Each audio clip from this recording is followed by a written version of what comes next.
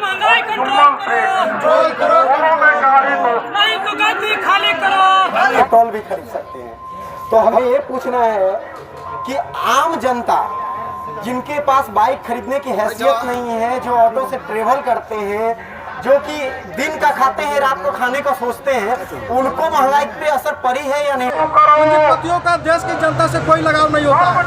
अगर एक व्यक्ति पर एक खर्चा हो, अगर जान बचाना हो तो सरकार बचाएगी, लेकिन अगर एक व्यक्ति मर रहा है, पूंजीपति का 1 रुपया खर्चा हो तो नहीं करेगा। इसे समझ जाना चाहिए। महंगाई जो आज दिन पर दिन बढ़ती जा रही है, हटाने की कार्रवाई हो रही है और तमाम जो चीजें उसका रेट कम करे और जो देश को एक गरीब लोगों को हटाने की कार्रवाई हो रही है। सरकार का जो नीति चल रहा है।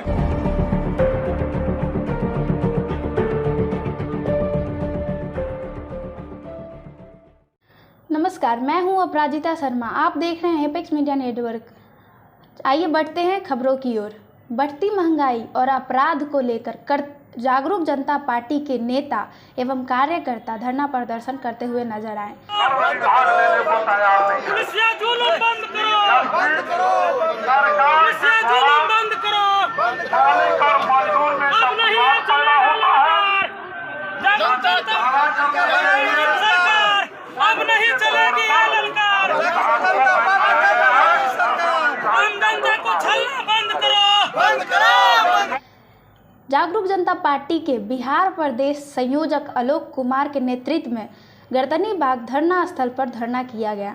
मिथिलेश चौबे राष्ट्रीय अध्यक्ष अपने संबोधन में कहा कि बिहार में बाहर की बात करने वाले नीतीश कुमार मुख्यमंत्री के नेतृत्व में बेरोजगारी, हत्या, बलात्कार बढ़ रहे हैं, वहीं शराब माफिया फल फूल रहे हैं। इनको बढ़ावा देने के लिए एक कानून भी आया ताकि पेशेवर अपराधी धरना प्रदर्शन कर सके निर्भीक होकर।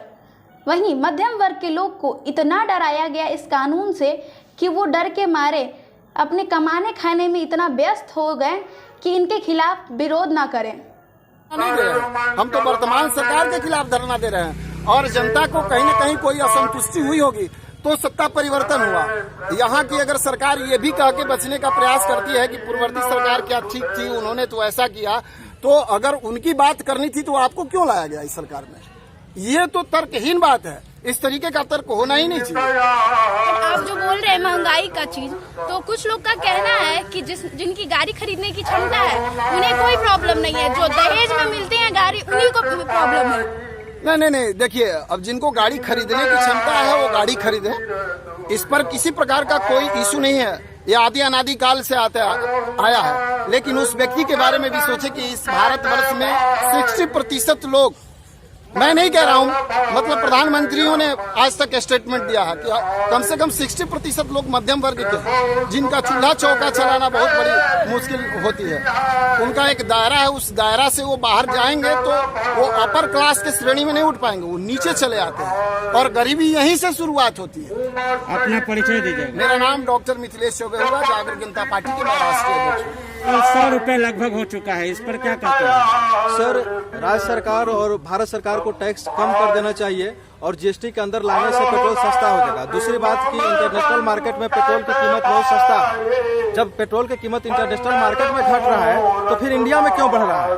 और इंडिया से ही पेट्रोल दूसरे नेपाल में जाता है तो वहाँ सस्ता हो जाता है। इसका मतलब है कि सरकार चलाने की सिस्टम में लोग का सही नहीं है। ये पब्लिक को डायरेक्ट इनडायरेक्ट शोषण कर रहे हैं। हम भी एक अर्थशास्त्री हैं और काफी अच्छे अर्थशास्त्री हैं।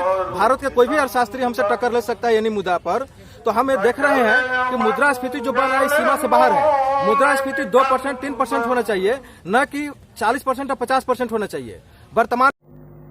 वहीं पार्टी के संस्कृति अध्यक्ष आदित्य राज ठाकुर ने पीएम मोदी पर सीधे निशाना साधते हुए कहा कि वर्तमान सरकार तानाशाही पे उतर आई है, ये गरीबों का शोषण कर रही है, सिर्फ बदलाव के नाम पे महंगाई और बेरोजगारी को बढ़ावा दे रही है।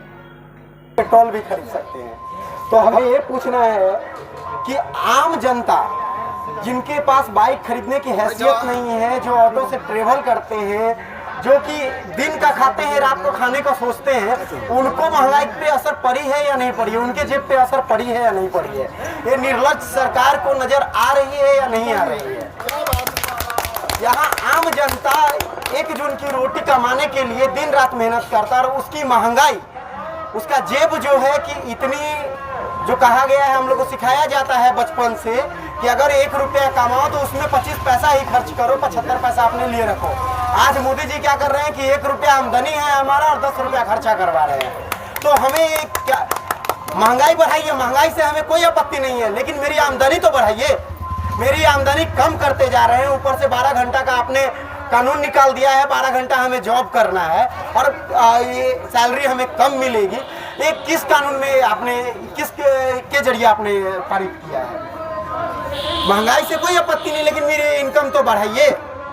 इनकम आम जनता का इनकम, आज आपको देश में लाया गया, हम जनता लोग चुन करके आपको इसलिए लाए कि हमें जो प्रॉब्लम है, आम जनता को जो प्रॉब्लम है, उसके प्रॉब्लम को आप सुनेंगे, उसका निवारण करेंगे, लेकिन आप तो प्रॉब्लम को बढ़ाते ही जा रहे हैं। यहाँ घूसखोरी बढ़ता जा रहा है, अपराध बढ़ता जा रहा है, बलात्कार बढ़ता जा रहा है। आप ही का नारा था बेटी बचाओ बेटी पढ़ाओ, बेटी तो बचा रहे, बेटी बचाएंगे कहाँ से? आपके नेता और आपके ही लोग, आपके प्रशासन बेटी का रेप कर रहे हैं। आम जनता का कहाँ से बचाएगी बेटी को? तो आपकी सिस्टम भ्रष्ट है और भ्रष्ट सिस्टम के खिलाफ हम लोग आज धरने पे हैं और ये चाहेंगे मोदी जी, अगर देश संभलती है, नहीं संभल रही है आपसे तो गद्दी छोड़ दीजिए। सारे चीज बेचने की आवश्यकता नहीं है।